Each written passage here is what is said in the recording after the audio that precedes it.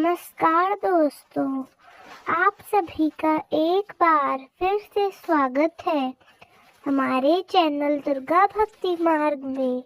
आज मैं आप सभी को सुनाऊंगी बुधवार के दिन सुनी जाने वाली गणेश जी भगवान की कहानी। बहुत समय पहले की बात है। किसी गांव में एक सेठ और सेठानी रहा करते थे। वे बहुत धार्मिक प्रवृत्ति के थे और गणेश जी के अनन्य भक्त थे। वे दोनों बिना चूक के हर बुधवार को गणेश जी का व्रत रखा करते थे और शाम को ब्राह्मणों को भोजन कराने के बाद ही अपना व्रत खोलते थे। सेठ जी का काफी बड़ा परिवार था। वे आपस में बड़े प्यार और भाईचारे के साथ रहते थे, लेकिन सेठ और सेठानी की कोई भी संतान नहीं थी। इस विषय पर परिवार और गांव के लोग आपस में बहुत बातें करते थे। सभी लोग सेठानी को बांझ बुलाते थे। यह सभी बातें सुनकर सेठ और सेठानी बहुत दुखी होते थे। एक बुधवार के दिन सेठ और सेठानी भगवान गणेश जी की पूजा संपन्न करा के मंदिर से बाहर आ रहे थे। तभी उन्हें सीढ़ियों पर एक नन्हा सा बालक अकेला बैठा हुआ दिखा। बालक को देखते ही दोनों उसके पास जा पहुंचे और पूछा कि तुम्हारे माता पिता कहाँ हैं?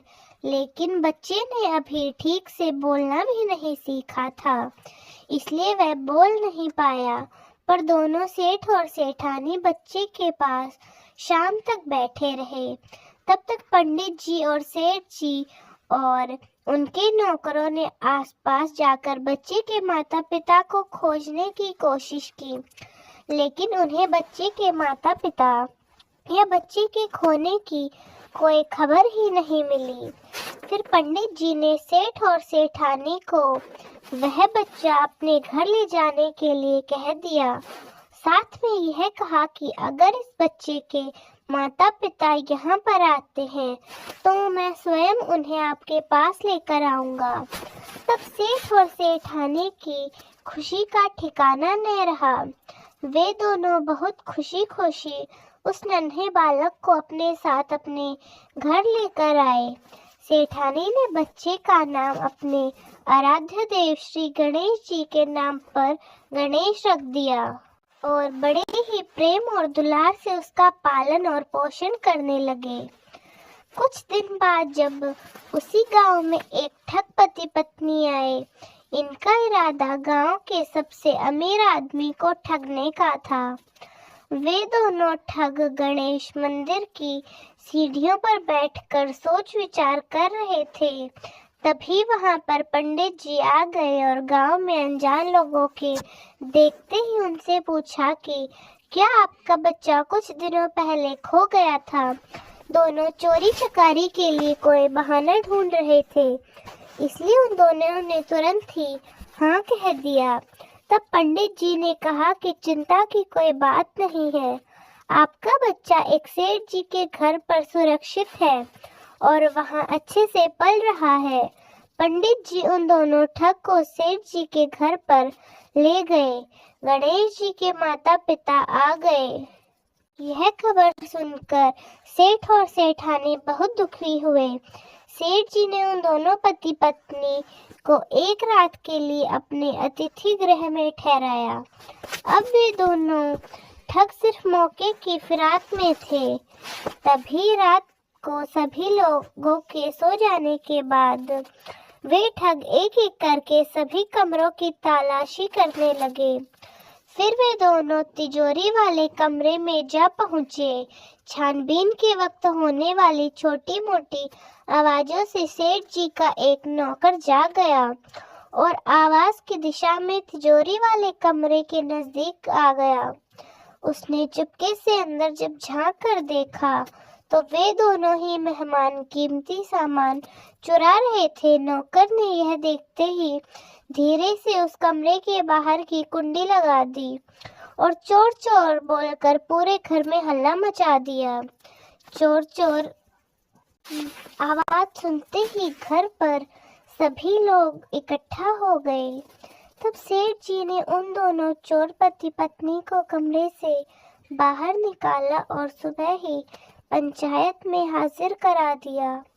सेठ जी ने सरपंच जी को पूरा मसला बताया और कहा कि ये दोनों तो चोर हैं। अब हम इस पुत्र गणेश को इन दोनों को नहीं दे सकते। लेकिन वे दोनों ठग पति पत्नी अपनी जिद पर अड़े रहे और बच्चे को ले जाने की जिद करने लगे।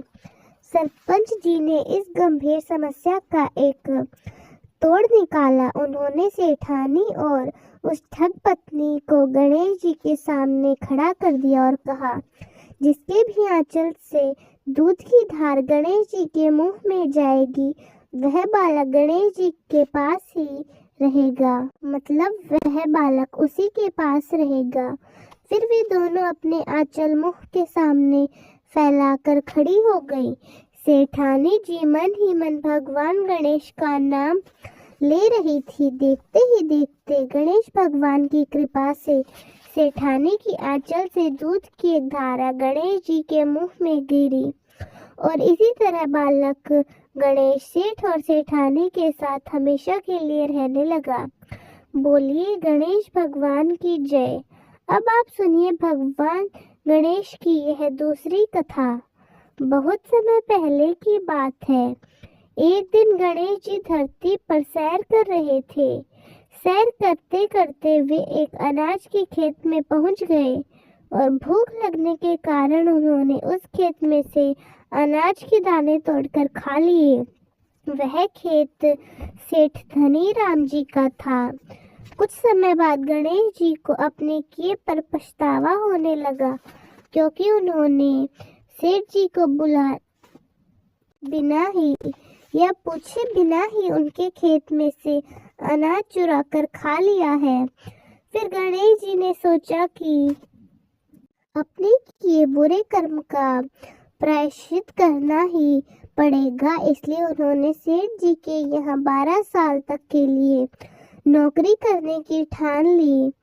उसके बाद अगले दिन सुबह विनायक जी एक 13-14 साल के लड़के के रूप में नौकरी मांगने के लिए धनीराम सेठ के घर जा पहुंचे और उन्होंने सेठ जी को अपना सारा नाम गणेश बताया।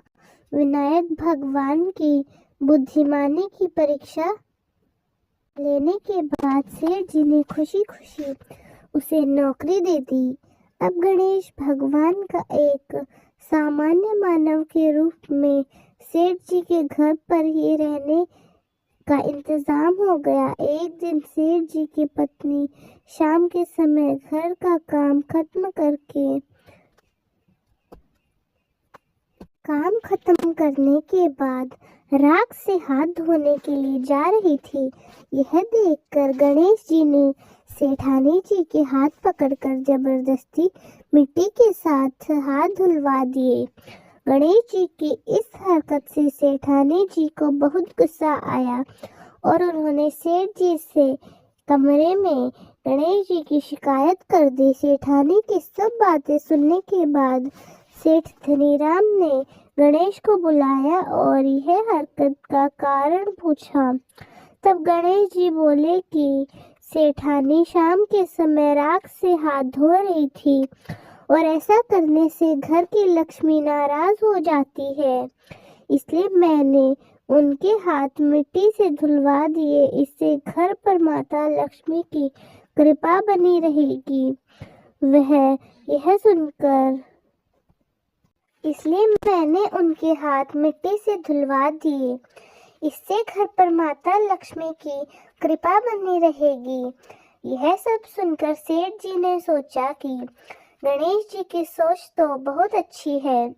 इसके कुछ दिनों के बाद कुंभ मेले का शुभ अवसर आया।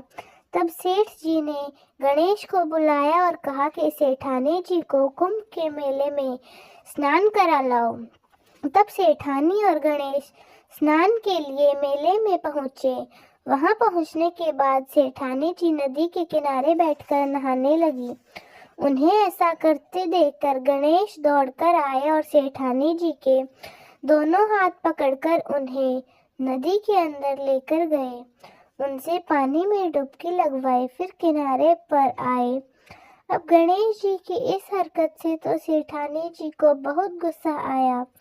सेठानी जी घर आते आते पूरे रास्ते गणेश जी को ताने मारती आई, लेकिन गणेश भगवान सब कुछ शांति से सुन रहे थे। घर आते ही सेठानी ने सेठ जी के पास फिर से खड़े होकर शिकायत की। तब सेठ जी ने फिर से गणेश को बुलवाया और पूछा कि तुमने ऐसा क्यों किया है। सेठ जी बोले, यह करने का क्या कारण था? गणेश बोला, सेठ जी, सेठानी जी नदी के किनारे बैठकर गंदे पानी से नहा रही थी, तो मैंने उन्हें नदी में ले जाकर साफ पानी में डुबकी लगवाई है। ऐसा करने से उन्हें अगले जन्म में बहुत बड़ा राजपाट और वैभव मिलेगा। सेठ जी ने सोचा कि गणेश जी के विचार तो बहुत अच्छे हैं, मेरे परिवार का भले ही सोचते हैं। कुछ दिनों के बाद सेठ जी के घर पर पूजा थी। पंडित जी आने के बाद में सेठ जी ने गणेश से कहा, जाओ और सेठानी को बुलाकर लाओ। सेठ की आज्ञा के अनुसार गणेश जी सेठानी को बुलाने गए। उस वक्त सेठानी लाल चुन्नी ओढ़कर कमरे से बाहर आ रही थी। वह देखते ही गणेश जी वह काले चुन्नी उतार कर फाड़ दिए और कहा कि पूजा के लिए लाल रंग की चुन्नी ओढ़ कर आओ। अब सेठानी जी गणेश जी पर बहुत नाराज हुई और उन पर चिल्लाने लगी। इस आवाज को सुनकर सेठ जी वहां पर भागते हुए आए और उन्होंने पूछा कि क्या हुआ। तब सेठानी जी ने कहा कि गणेश ने मेरी चुन्नी फाड़ दी। फिर सेठ जी ने भी गणेश जी को बहुत डांटा। जवाब में गणेश जी ने कहा कि सेठ जी, पूजा में कभी भी काला वस्त्र नहीं पहना जाता, इससे शुभ कार्य सफल नहीं होते, इसलिए मैंने ऐसा किया। सेठ जी ने सोचा कि गणेश तो बहुत समझदार है। इसी तरह लीला रचते हुए उसी घर में गणेश जी के 12 साल बीत गए। एक दिन सेठ जी ने नया कारोबार शुरू करने से पहले घर में पूजा रखी थी। पूजा करते करते सेठ जी को याद आया कि पूजा की सामग्री में गणेश भगवान की मूर्ति तो है ही नहीं। तब उन्होंने अपने नौकर गणेश को पूजा घर से भगवान विनायक जी की मूर्ति लाने के लिए कहा। तब गणेश बोला कि मुझे ही मूर्ति समझकर आप पूजा में विराजमान कीजिए, आपके सारे शुभ कार्य सफल हो जाएंगे। इस बात को सुनकर सेठ जी को बहुत गुस्सा आया और वे बोले, गणेश, तुम अब तक सेठानी से मजाक करते थे, अब मुझसे भी करने लगे हो। तब उत्तर में गणेश जी ने मुस्कुराते हुए सेठ जी से कहा कि मैं मजाक नहीं कर रहा हूँ, मैं सदा सत्य कहता हूँ और अभी भी सत्य बोल रहा हूँ। इतना कहने के बाद नौकर गणेश ने अपना असली भगवान स्वरूप धारण कर लिया और साक्षात भगवान श्री गणेश जी को सामने देखते ही सेठ और सेठानी उनके चरणों में लीन हो गए और उन्होंने अपनी पूजा संपन्न की। इसके बाद गणेश जी देखते देखते अंतर्ध्यान हो गए। बाद में सेठ और सेठानी को बहुत पछतावा होने लगा कि स्वयं भगवान हमारे घर नौकरी कर रहे थे और हमने उनके साथ कितना बुरा व्यवहार किया, उनसे बहुत सारा काम कराया। यह सोच सोच कर दोनों दुखी रहने लगे। फिर उसी रात सेठ और सेठानी के सपने में भगवान गणेश प्रकट हुए और समझाया कि मैंने 12 साल पहले तुम्हारे खेत से अनाज के दाने बिना पूछे तोड़कर खा लिए और उसी कर्म का दोष दूर करने के लिए मैंने 12 साल से तुम्हारे घर नौकरी की। धनीराम सेठ जी के जीवन की काया पलट हो गई। गणेश जी जैसी माया आपने धनीराम सेठ पर की, वैसी ही हम सब पर करना। इस कहानी कहने वाले, पढ़ने वाले और सुनने वाले हर एक व्यक्ति पर अपनी कृपा दृष्टि बनाए रखना।